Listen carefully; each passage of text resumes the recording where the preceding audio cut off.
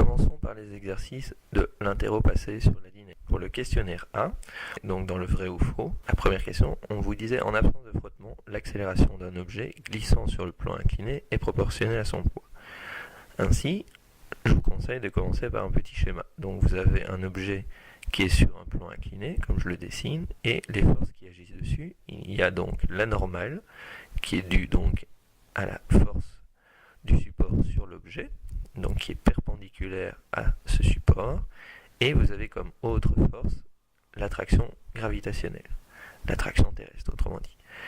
C'est grand G. Ce grand G, en fait, pour vous faciliter la vie, pour trouver la résultante de ces deux forces, vous pouvez le décomposer en une composante G perpendiculaire, qui est perpendiculaire donc au support, et G parallèle, qui est parallèle au support. Ainsi, en vertu du principe fondamental de la dynamique, qui dit que l'ensemble des forces est égal à m fois a, on a que grand N plus grand G est égal à ma. Ainsi, grand N plus G perpendiculaire plus G parallèle est égal à ma. Grand N et G perpendiculaire, comme je l'ai dit, peuvent se compenser. C'est égal à 0. Ainsi, on n'a plus que G parallèle, ce qui explique que l'objet va aller vers le bas de la pente.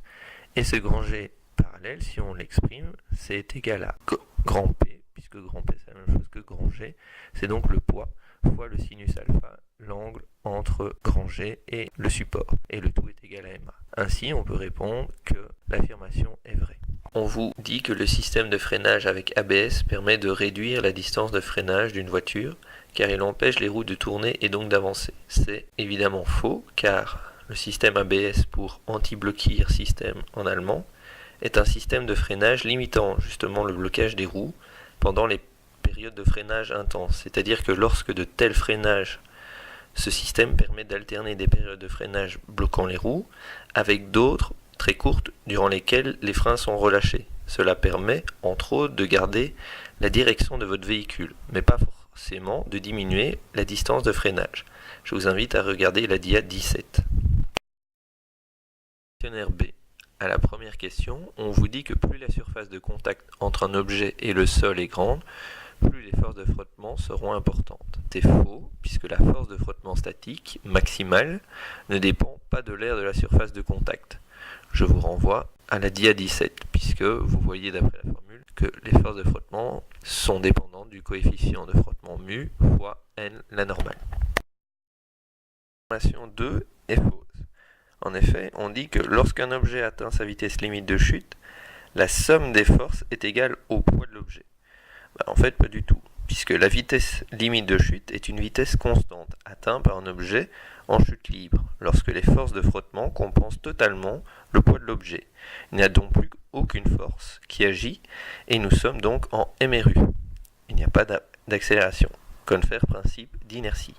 L'affirmation 1 du questionnaire C est fausse aussi. Elle dit plus un objet avance vite, plus les frottements secs exercés sur lui sont importants. En fait, les frottements secs, c'est un frottement entre deux solides. Et il en existe de deux types, statique ou dynamique. Et dans les deux cas, les forces de frottement ne dépendent que de mu, un coefficient de frottement, et de n, la force normale. La deuxième affirmation est fausse aussi, puisqu'elle dit que lorsqu'on est assis dans une voiture qui tourne, la force centrifuge projette les passagers vers le côté extérieur du tournant. C'est faux, parce que d'une part, on ne parle pas de force centrifuge, on parle bien de force centripète, comme on l'a vu au cours, et cette dernière est toujours orientée vers le centre du tournant. Je vous invite à aller voir la page 77 du manuel, ainsi que la dia 13.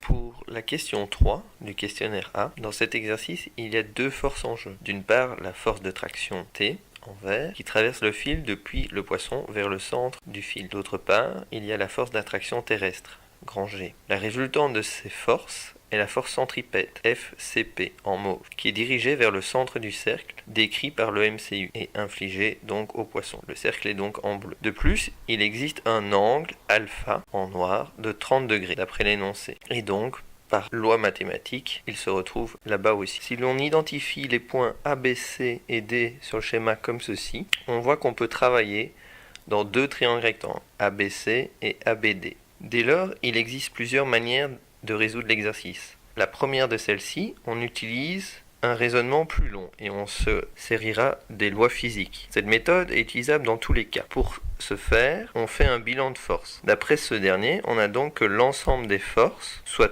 T plus G, est égal à Fc. Et on peut associer le tout au principe fondamental de la physique. Ce qui nous donne donc Fc égale ma, la loi fondamentale de la dynamique. Si on se place dans le triangle ABD, on a grâce à la trigonométrie la relation G sur Fc est égal à tangente alpha. Et donc, autrement dit, on trouve que Fc est égal à G divisé par tangente alpha. Ceci constitue notre première équation et la deuxième c'est donc la loi fondamentale Fc est égal à ma. Si on injecte cette première équation dans la deuxième, on trouve que G divisé par tangente alpha est égal à m fois A. Or on sait que grand G est égal à petit m fois petit g. Et donc on sait enlever de part et d'autre les masses. Du coup on peut isoler notre accélération qui est égale à petit g divisé par tangente alpha, qui vaut donc 9,81 divisé par tangente de 30 degrés. Ça nous donne à peu près 16,99 mètres par seconde au carré, puisque c'est une accélération. Ensuite, on peut utiliser donc cette troisième équation qu'on vient de trouver et l'injecter de nouveau dans la loi fondamentale. On sait que Fc est égal à m